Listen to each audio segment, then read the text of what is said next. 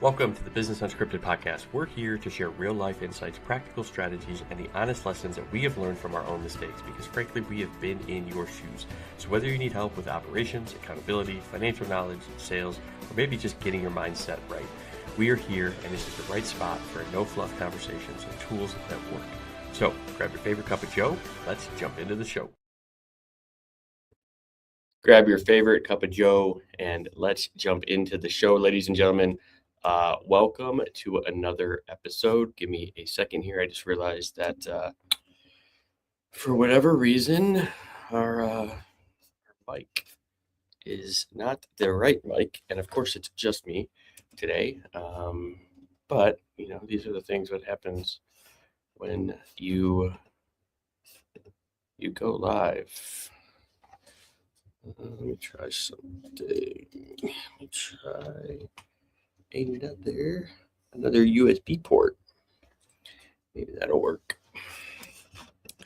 If not, oh, see, there it is. That USB was not working, so we're good. Look at that. I figured it out on a Friday morning. We are good to go. So for those of you who don't know, we are the Business Unscripted podcast. I'm Dave Warden. We're trying business solutions. Got over 20 years of corporate experience, business, finance, executive leadership, and then another about 10 years helping small business owners with strategy, finance, operations, all the fun stuff. So you're in the right spot. And then my business partner, Dwarren, who joins me for some of these episodes as a co-host, he does a lot of experience in marketing, development, and as we both do, AI as well.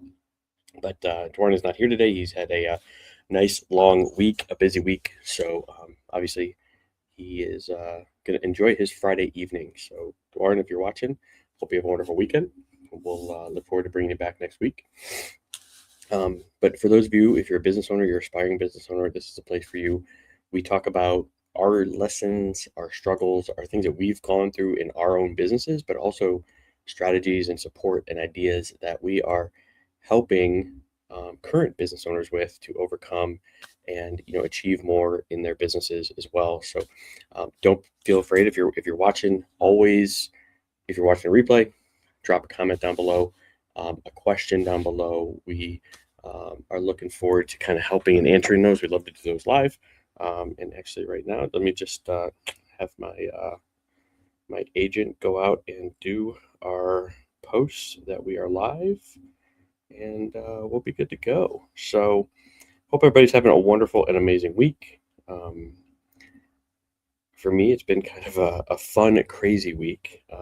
Ultimately, things constantly are changing, and it keeps things moving and evolving, and I love it. And we're building a lot of fun, amazing stuff here at Triage Business Solutions. Hopefully some big announcements coming out soon for ways that have helped me. And we're trying to make it so that it can help more of you as well. 1 second. It's easier when Dwarren's here because I can do this stuff when Dwarren's talking. But right now I have to do it while I'm here. So we are good here.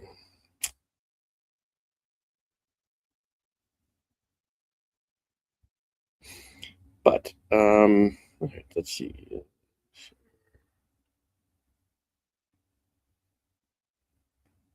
People to watch. All right, perfect. So as I was kind of thinking this morning when I was after got the message from Dwarren he wasn't going to be here, I was trying to think of like what topics that I want to talk about, and a few things came to mind. First, obviously, as everybody knows, if you've been listening to the podcast or you have had a conversation with me or anything in the past, you know how much attention, knowledge, time we're dedicating towards understanding and improving not only just AI development for business owners in their lives and their day-to-day, but automation, right? It's so and then they're not the same.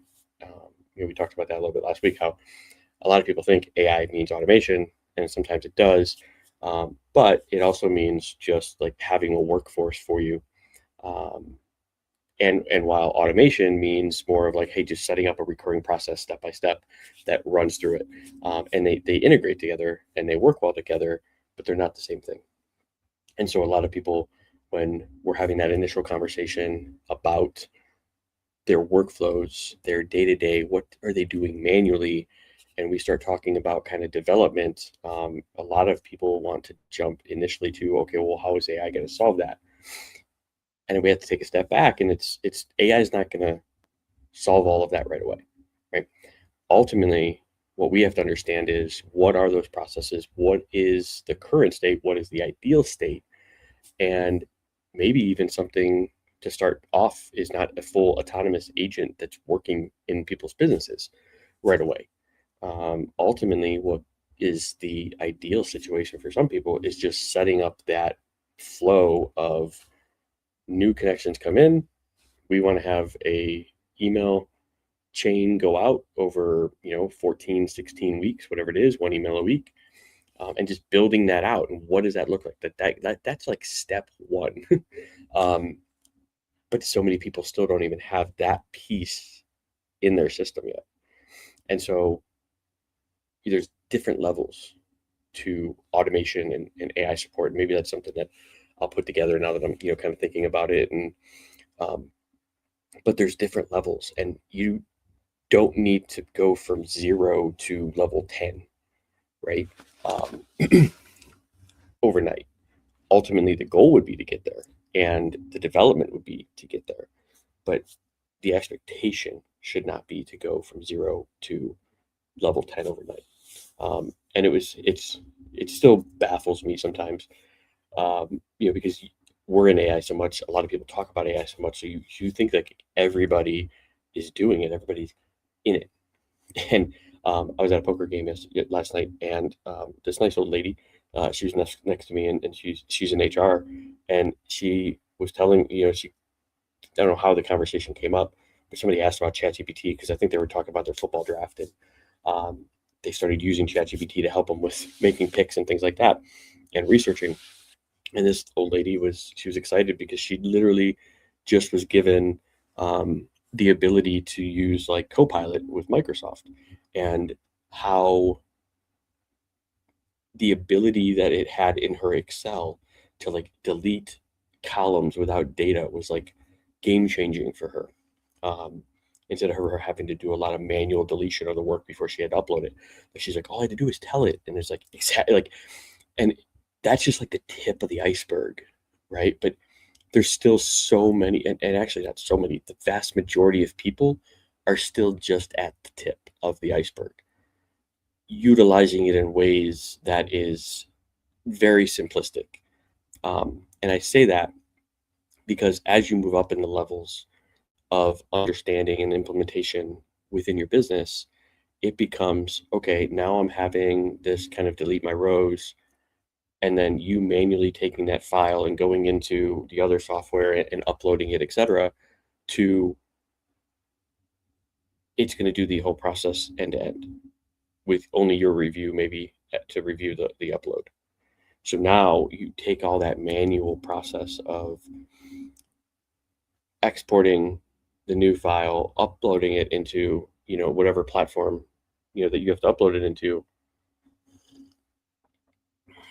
You take that whole parse out, and even the beginning part, even downloading the initial report, the raw data, pulling that raw data out, analyzing it, creating it in a new form, uploading it to the platform that you need to go to, and then now you only have to do the final verification.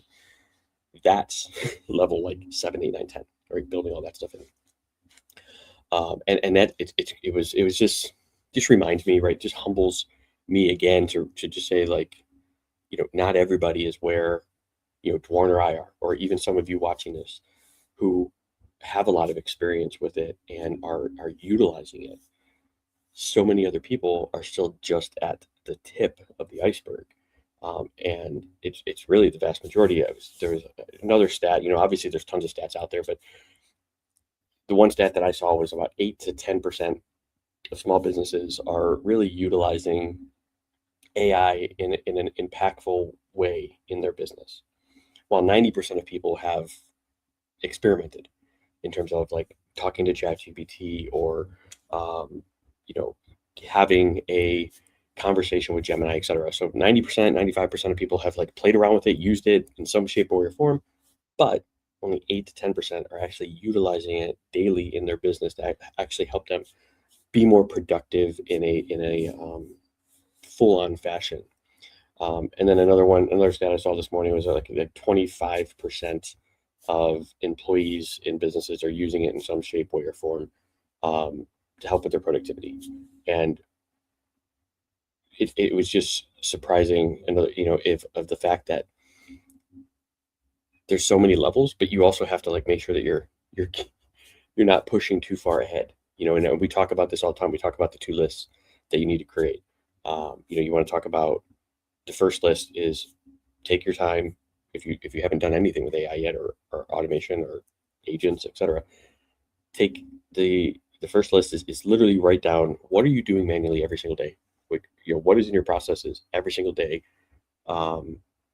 that is taking up your time manually, right? Writing emails, follow-ups, note-taking, anything like that. That's the first list. Those are the things that you're doing on a regular basis, take up a lot of your time, doing it manually.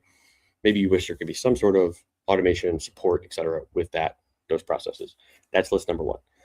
List number 2 is literally what are all the things that like you should be doing, or you would like to be doing more of, but you can't because of everything on list number 1, right? And some of this is not just going to be in your business. Some of this may be, maybe it's more time away. Maybe it's, only working, 45, 50 hours a week instead of 70.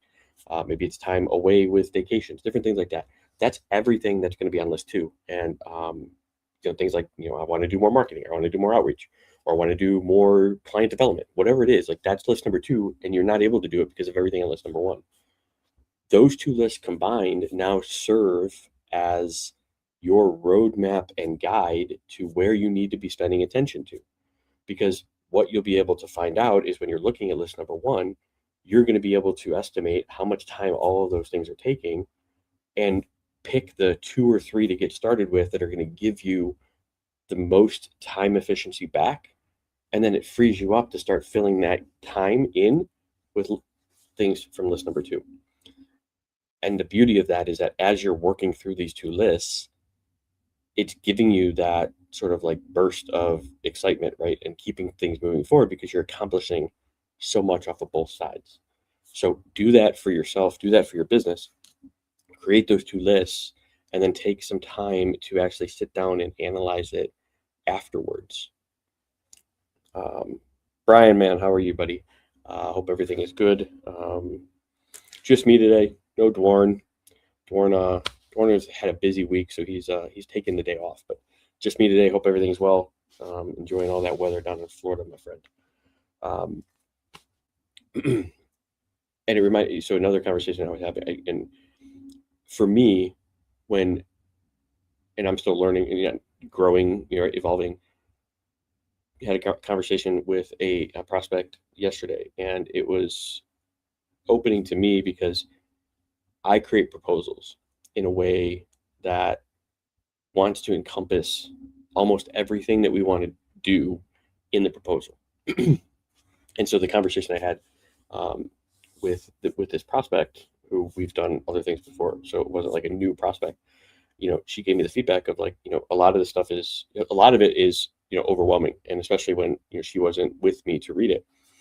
And so she got lost in the details. She didn't see the true vision, and for her it was like needs to be more visual, more simplified. And so I am taking that piece of information and now looking at our process and how can we simplify what we're doing but still feel like we're giving all the information in terms of like they feel like they're getting the value. They understand the pricing, they understand all the different sort of complexities of what we're doing, because it isn't as simple as, hey, here's this one price. And so you may be in the same boat in your business. Like it's not as simple as here's the monthly investment or here's the monthly retainer, especially when you're talking about like AI advisory support growth, because if you don't clearly define the scope, you can start doing some scope creep. And we've talked about that on past episodes about how you could get lulled into doing more than what you actually initially wanted to for a client because it wasn't clearly defined in the proposal or in the agreement. So But what I learned from the conversation was just simply try to have at least a visual concept so that people who are visually, right, more inclined and learn visually can actually see the flows and everything like that. But it also highlights the importance of making sure that you have a scheduled proposal conversation with your prospects afterwards. And some people, you can hear this from both sides. Some people say it, send it to them ahead of time, send it to them the morning of. Some people say don't send it to them until you actually have them in the meeting. Ultimately it depends on what you feel that conversation is like with the prospect and your relationship with that person. I don't have a preference either way. I've done it both ways. Both ways have worked. Both ways haven't worked. So really, I don't have a preference either way how you do it. It's pretty much how your preference is. You want to send it to them ahead of time, let them review it while still having the scheduled time to go over the proposal and go through questions, because I think that time is important. And for us, it was very important because what we came through and talking through, she realized that half of the stuff that she was thinking that we were initially talking about in our first meeting, she doesn't necessarily want to start heading down that path yet. So it was really good. We were able to redefine and kind of simplify the scope, where it's now more of like just a simplified project instead of an ongoing open-ended sort of advisory, kind of AI implementation review of different things in our business. So those things right there are very important to have in that follow-up call with your proposals, of really sitting down with them and kind of walking through, does this align with your vision, right? Is there anything you want to change? And it's always an open-ended conversation. Remember, all of our partnerships, right? They're two-sided. It's not, one-sided. So always approach it as a partnership. Always approach it as, how can we help you? And if it makes sense for both sides, then then we can move forward. But don't be afraid to say no too. Like, somebody wants more of your time, more of what you're doing, and you don't have the capacity, or you don't have even the knowledge base. Sometimes, saying no can actually do you a lot of blessings and favors in that fashion. So going back to kind of the implementation, right? So, you have level one, tip of the iceberg, just doing a couple of things for you in your process of, hey, I'm going to take this file and I want to clean it up, like tip of the iceberg stuff. Now, maybe you've been doing it a lot more. You're starting to get into co-work. You're starting to make even, Codex. I even saw like Go High Level now has some sort of, Chrome automation, capabilities. And really, it's not about like, it's easy to see, oh my God, this person, I got to go try this version. Or I got to go try that version. They're all pretty much the same, right? Some may be a little bit more user-friendly, some may be, right, more advanced, but ultimately you have to feel for yourself what is comfortable for you. What are you using? So, if you've been on co-work and you're comfortable with co-work and you're not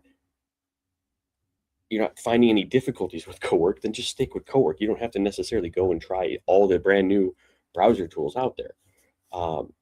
Because if you start to do that, you're just going to start regressing in the actual success rate of the processes that you're running. And then you're trying to retrain a new software on everything that you do. And it's just can be complicated for some people, and it can be overwhelming. And then essentially I've seen them just stop doing it. And now they go back to what they're comfortable with in their comfort zone. And especially with YouTube and all that, it's so easy to just see every new shining piece of software and be like, oh, okay, like I got to go there. So find what works, but don't get, and I say this, like, find what works, but like, don't be afraid to like use different pieces of software for different processes. ChatGPT, OpenAI, they have very good, sort of image gen, but maybe they're not so good in the process control, which is more Claude, right? And so finding out what is working for you and kind of building that tech stack is going to be vital as well. So like for us in our world, right, we use a lot of Claude, and we also then use OpenAI as sort of like our adversarial review function. So here's one thing that we do. So when we're coding or we're doing any sort of development for a dashboard, we start everything in Claude, and we start the conversation in Claude. It either reviews a project that we already have open, or we do the planning for a particular idea, things like that within Claude. Claude then creates a spec document. And what we do with the spec document is then we send it to Codex and we say, okay, Codex, I want you to do an adversarial review of this spec plan, provide me all your findings, any insights, anything that's overlooked, and provide me back the findings. Now, the beauty of this within Claude is you can actually have a Codex, there's actually an add-on into Claude's CLI for Codex, right? So it actually does it right within the same chat. You don't have to like try to go back and forth and move things between two chats. It's right there in one. And it'll do the adversarial review right there in that session.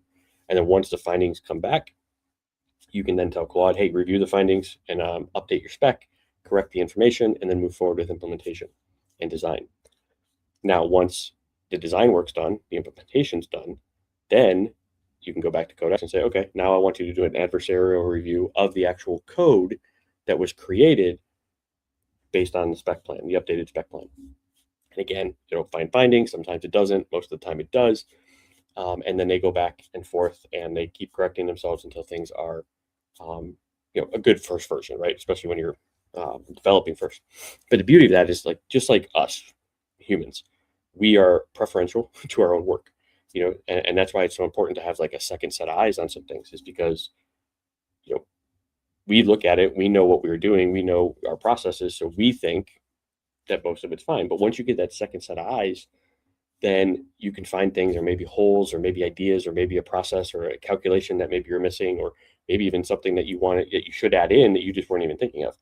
That's the beauty of Claude versus Codex, is because Claude's the same way, or Codex is the same way if you code in Codex, right? They're preferential to the way that they code internally. So by having another software review a spec plan, review the code, it's able to kind of point out some of these things that maybe it missed on its own because it's preferential to its own output, right?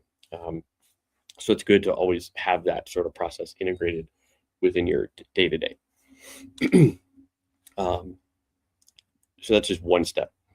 Now, a lot of people also are using the desktop apps. I've actually pretty much, I would say 90% of the time, have stopped using the desktop app. And I strictly am communicating to my Claude, to my Hermes, to my Codex, whatever it is, through the CLI functions, which is basically the terminal functions on your computer. A cleaner way to do that would be using a software like Anti-Gravity, IDE. There's Cursor. There's so many of them out there that you can talk to, terminals on your computer. The reason I like that is because you have more flexibility on them. And if you think about it, like the desktop apps are the platform's way of basically simplifying their backend coding functionalities for users who are not necessarily deep into the raw information. But it's still a chat output. You still are able to see files, everything like that. But I like the CLI's functionality more because it can do a little bit more. You can point it easier at different folders, different structures, and it can still do, like Claude, it can still do co-work functions. It can still go and control the Chrome from code or even from the CLI. And you can schedule jobs in the code versus just having to do it in co-work. So as you level up, we've talked about that earlier in the show, there's different levels. I'm just kind of talking about progressing in kind of your support and you're playing around with it. Now, the majority of you, I would say, just stick with the desktop app. Now, a big question I get too is what are some ways that you can actually, or how can I utilize it better? So here's some things that we're doing, and you can possibly even start doing for you and yourself. The first one is be proactive with your mail, your outreach, your follow-up, right? So you can actually schedule your job, whether it's in Cowork or whether it's in Codex, you can actually schedule maybe it's every hour or every 2-hour review of your mailbox and have it summarize what emails you need to respond to that are important. And you can actually have it actually go out and kind of draft the first replies based on how you trained it. Now, again, all of these things kind of come back to training, but we'll talk about that in a second. So that's one process, right? Is have a scheduled either process, scheduled review, where it's going to go out to your email. It's going to review all the emails that you have from the last 2 hours or overnight, whatever it is, and summarize what are the ones that need your action, what are the ones that need your response, and you'll kind of then be proactive and draft those replies. That's step one. Step two is you can actually to that then actually have it start to auto, right? You can start going through your mailbox and actually have it start like filing and routing different things so it's out and clean up your email box. You can have it suggest, go into your email and suggest, hey, what folders, based on your knowledge of my email and my business, what folders do you suggest that I create in my email box to make my email system better? And it'll give you the suggestions, you approve it, it'll go out. Most of the time, it can actually make those changes for you depending on your email system. And then from there, you can say, okay, now I want you to develop the routing, right? So develop rules and routing for our email that can move things into the boxes as we're going through our email review every 2 hours or whatever time frame you set your process to. That's something that can be simple. It's a big complaint that I hear a lot of people say is, their mailbox is too full. They don't know who to respond to or when something comes through. Sometimes things get lost. This is the best way to do that. And then all you have to do a lot of times is look at the output and approve the drafts of the emails that it tells you, and it'll go out and send it, especially depending on your connection to your email system. A next process that we do is we actually do a lot of auditing of our processes. And so a lot of times people with their skills in their system or with their setup and their recurring scheduled jobs, they set it and forget it. They're just like, okay, this is going to keep working. However, you probably know in AI, everything changes, right? Models are changing on a daily basis. Social media platforms are changing on a daily basis.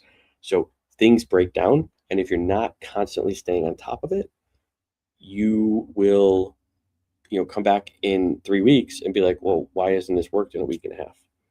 Well, it's because something updated and you weren't paying attention. So a lot of the times what we do is we actually run audits on our processes, on our scheduled jobs, to actually say, like, what's the success rate? Like, what has been working, what's been failing, what's been breaking down, and then how can we improve those things for future, right? I saw this from Boris from Anthropic, and he kind of said, every time that they do make a new release, anytime that they upgrade a model, they're adding things into the system prompt, they're deleting things from the system prompt, and so your skills that might have worked, right, 2, 3, a couple months ago, may not work the same way. You may be noticing that you're getting diminishing, right, results from your skills, and you may be wondering why. Well, according to Boris, his thing is you may even be better off just deleting all your skills and just restarting, because of the way that it was written. It was written for the model, right, 3 months ago, not written for the model today. And so part of that maintenance piece of human involved and you staying on top of your system is actually running, I would suggest weekly, some sort of process against your skills, against your recurring, tasks of, hey, I want you to create a scoring metric system. And every week I want you to review the skills against a scoring system and see, is the current way the skill written versus cleaning it up giving me a better or a worse result? And then if it gives me a better result, I want you to actually approve that change and save it to the skill file. A lot of times you can do this with your output as well. Like you may, like Claude, any of the other systems, anytime it runs a process, you can have it save the output. Typically it already does, but you can have it go find those output files and produce a audit report at the end of every scheduled process. That could be part of your wrap up skill.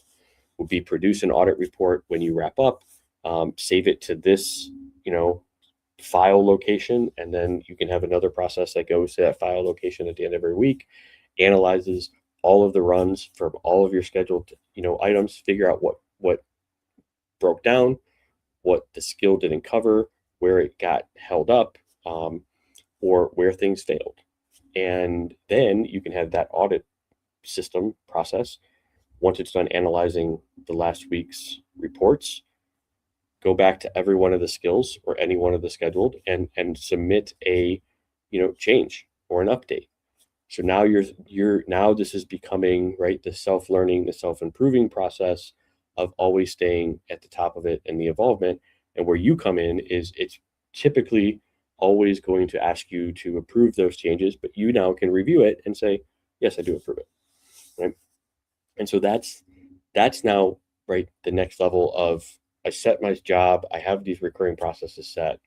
Now I'm staying on top of it. Now I'm keeping it up to date because things change so much. If you do use the desktop version of Claude or anything, or you probably noticed that like almost every day there's hey, restart for an update. It's truly game changing how much things are evolving in the world today. And that's why, like, we say this all the time. We are not telling you anything that's groundbreaking.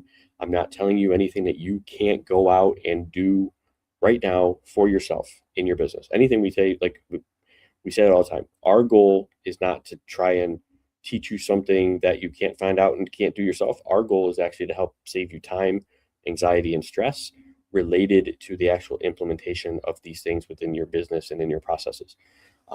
Because we're there, right? We're in it 13 hours a day. So if you have questions on it, like, don't feel afraid to ask. Don't even feel like you're behind, right? Because you're not behind. Again, we talked about it. Like, only really 10 to 20% of people are actually fully utilizing it on a regular basis within their business. So if you think about it, like, you're definitely not far behind at all.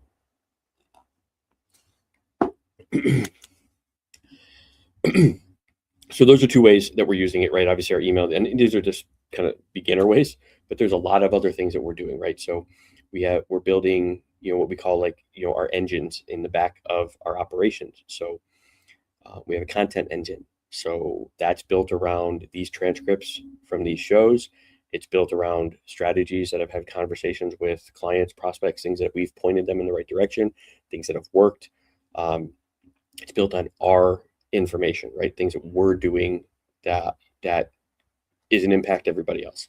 So that's our content engine that drives a lot of our social media. It drives a lot of our newsletter writing. And so the beauty of that is that it's not just going out and picking anything and writing it. It's actually in our voice, right? So the content engine is important to, again, build awareness. We have the commenting piece.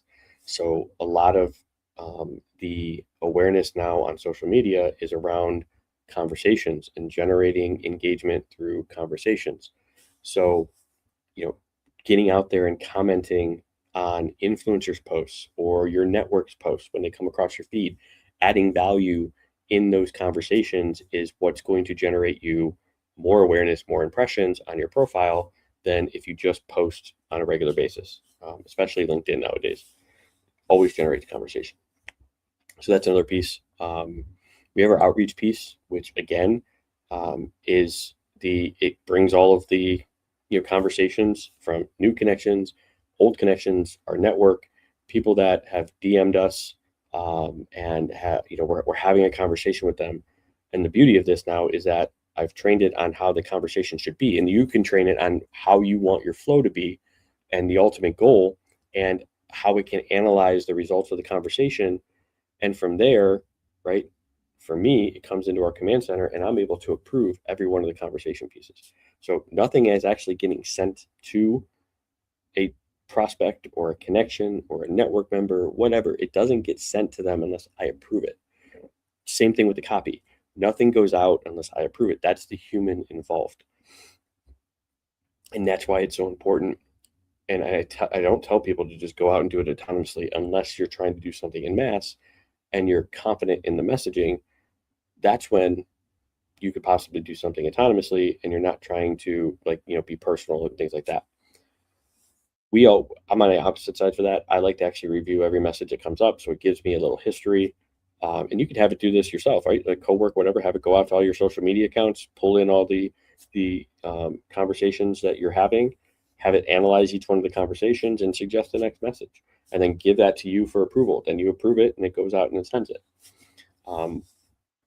Those are some of these processes when you think about like, what can I be doing with AI? What can I be doing to, save time?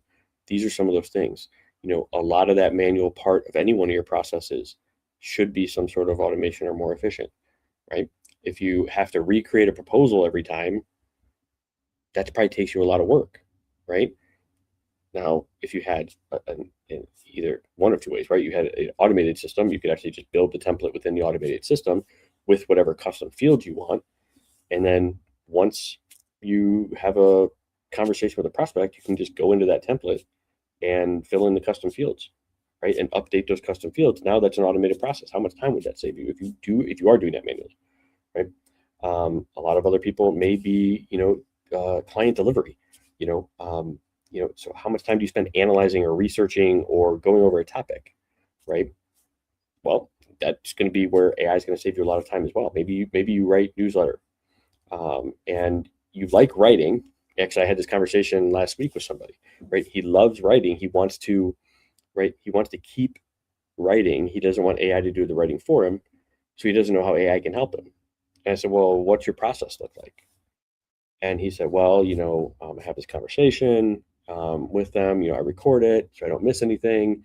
I then go out, I research their, job titles. I research the companies they've worked for. And I like to pull in and get some more information, about them. So I do some research on them. I said, well, that's right there. Like, you're doing all of that manually right now, right? And he said, yes. And I said, okay, so what about if you updated the process to be, you recorded the meeting, you then had AI analyze the meeting, it pulled out the job titles, it pulled out the companies that they've worked for, it pulled out maybe some other pieces of information about their life that you wanted to write about, and then it does all that research for you and then provides you a report that you can then take and have all that information at your fingertips when you're ready to write. And he's like, oh yeah, I guess you're right. So those parts, when you think about how does AI support you, it supports you because your situation is going to be different than everybody else's, right? And it supports you by allowing you to do the things that you actually want to be doing in your business. It gives you and frees up your time to spend more time doing those things that you enjoy in your business. Everything from list number 2, right, that we talked about earlier. That hour and a half that he would have been spent researching an article every single time, you multiply that, even if it's just an hour and a half a week, right? One article a week, that's going to give him back 75 to 80 hours a year. So he's now freed up basically 2 weeks of his time by just automating the research process. And that's why I think people, they don't realize how important it is to manage your time better. Because an hour a week, right? An hour a week, 52 weeks a year, that's 52 hours. That's a whole nother week and a half of extra stuff that now you freed yourself up to do that you want to do or need to do from list number 2. And that's the vital important part, I think, though, right? Just because you freed up your time doesn't mean it's a productive freed up your time. So if you free up your time and you don't spend it doing the things on list number 2, or the things that are going to give you more enjoyment, give you more joy, or grow your business, if that's the journey that you're on, then it's not necessarily, a successful freeing up of your time. So you have to be strategic about it. You have to be, motivated to then say, okay, when I save this hour, I'm actually going to do what from list number 2. And that's the thing. Your list number 2 looks different than my list number 2, looks different than Warren's list number 2, and so on and so on and so on.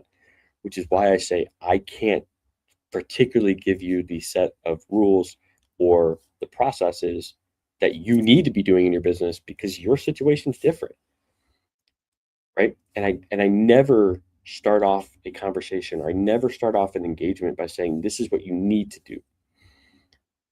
Our engagements start with, let's go through this. Let's go through each list. Where are you at? What do you want to be doing? What do you want to be accomplishing? that's where we're going to focus our attention, because if me coming in and giving you a set strict list, that may not be what you want to do. And so this is why, even if you're going to do it yourself, you have to start with those two lists. Otherwise, you could go down a rabbit hole. And I've seen it happen with a lot of people. They just start going down a rabbit hole and they just start like, oh my God, this is so fun. Let me try this. Let me try that. Let me try this. And now maybe you freed up your time, but you didn't free it up to go do things on list number 2. You freed it up because now you're kind of doing unproductive work with things that aren't necessarily going to help you. And so it's really important to kind of really pay attention and stay on top of, right, what you're doing with your time, how often you're doing it with your time, right? So that you can become more efficient and more successful in your business and level up. So those were kind of the 2 things, I guess, that I was kind of talking about a lot this week. Additionally, it's been fun for me this week. The last 2 weeks, really, we kind of mentioned how been doing a lot more with Hermes integration in our business. And if you haven't watched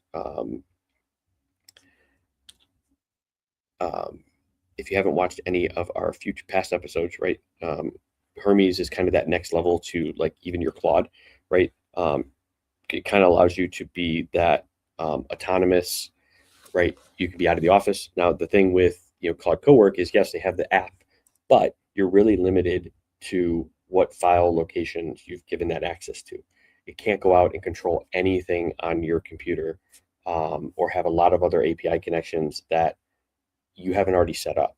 The beauty with like Hermes is it actually is like a full-on autonomous agent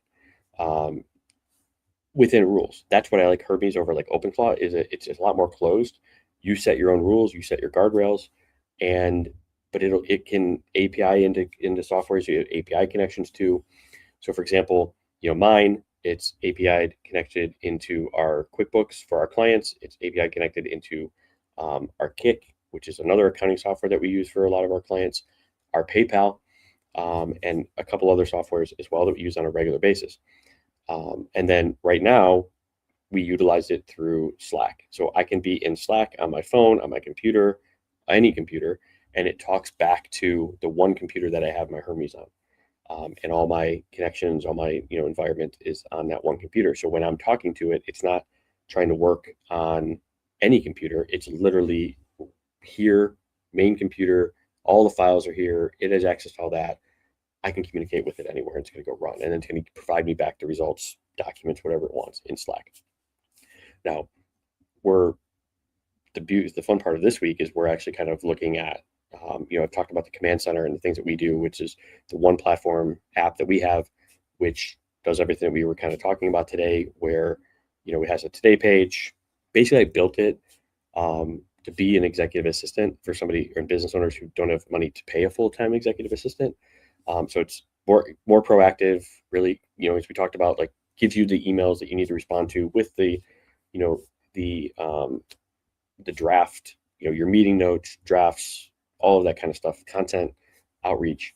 But we're also kind of building, for those that want to have Hermes involved, the actual sort of Slack conversation system within the command center as well.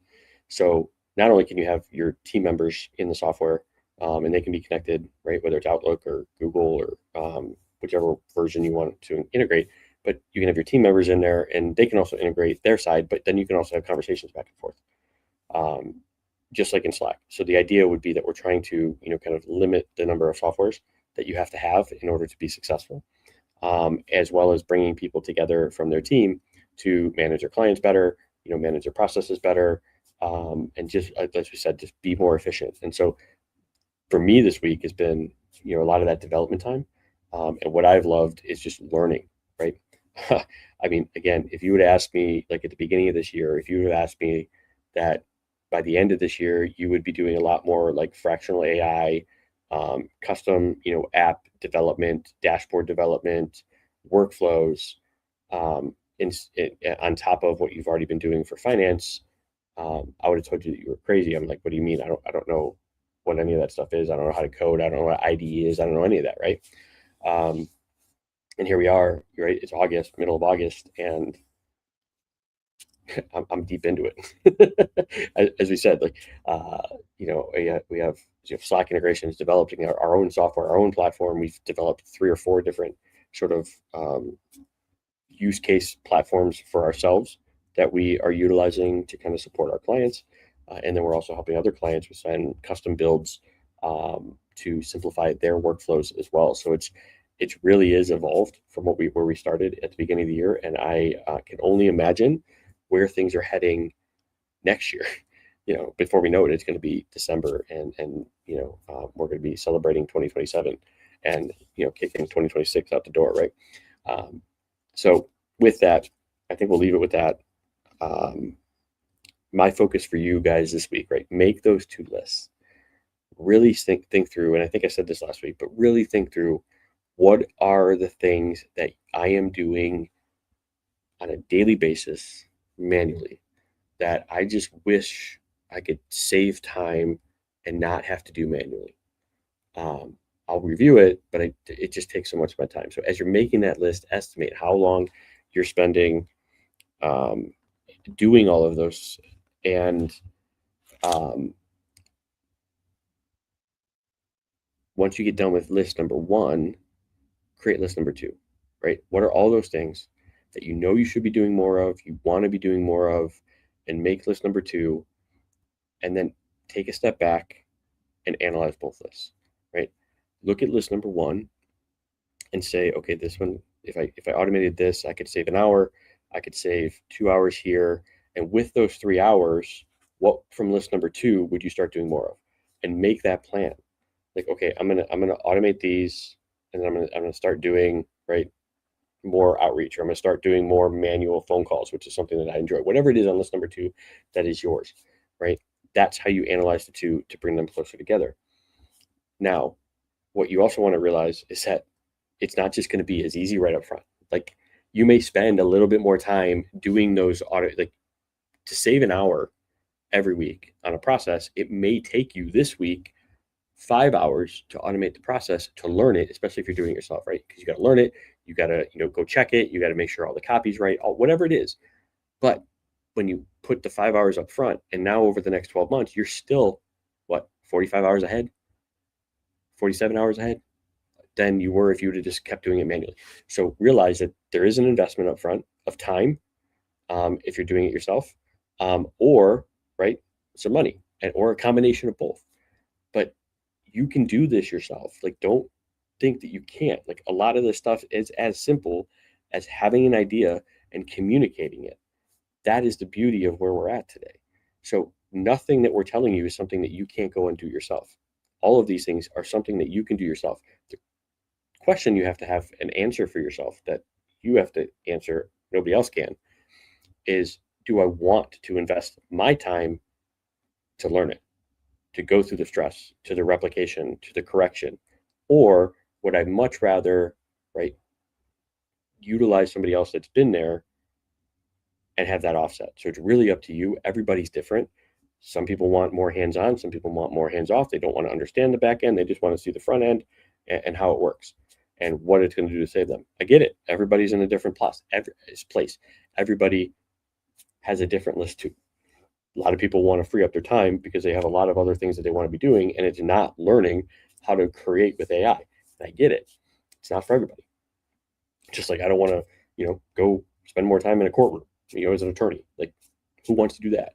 Some people do because they like to be argumentative. I get it. Or I don't want to, go out and sit in the heat. Who knows? So everybody's list number 2 is different. So for you, analyze those. That's your project over the weekend. My homework for you: make those 2 lists, analyze it. I'd love to hear it. Share it down below. What is the 1 or 2 things that you found from your list number 1 that could save you 1 to 2 hours a week? Again, that's 1 hour is 50 some hours a year that saved. 2 hours is over 100. So what could you do with that time if you were able to just save 1 to 2 hours a week in your processes? What would you be able to accomplish in your life, in your business? That's what it comes down to. So I hope you guys have a wonderful and amazing week. You guys made it through the episode today. I appreciate you guys. We love you all. As always, do all that fun algorithm stuff, like, share. We're live every single Friday morning around 8:30 a.m. And we are here. If you're a business owner and maybe you're like, hey, man, I got some information I want to share, some education I want to share with your viewers, please put a message down below. There should be a link as well to request to be on the show. We're more than happy to bring you on, do some Q&A, bring an obstacle or two that maybe you're facing in your business too. We can point you in the right direction, and it'll be impactful for everybody. So if that's you, feel free to put a request down below. If it's also you and you're like, hey, I want to start doing more, but I don't know what to do, feel free to shoot me a message. We can give you some pointers and see if it's something that makes sense in your business or in your workflows, or at least give you the right direction so that you can start doing it yourself as well. So with that, I hope you guys have a wonderful and amazing weekend. It's fun because now it's actually like starting high school football season again. So we got some football games to go to tonight. So it's going to be interesting. Hope you guys have a fun time, and we will see everybody next week. Hope you guys are good. Peace.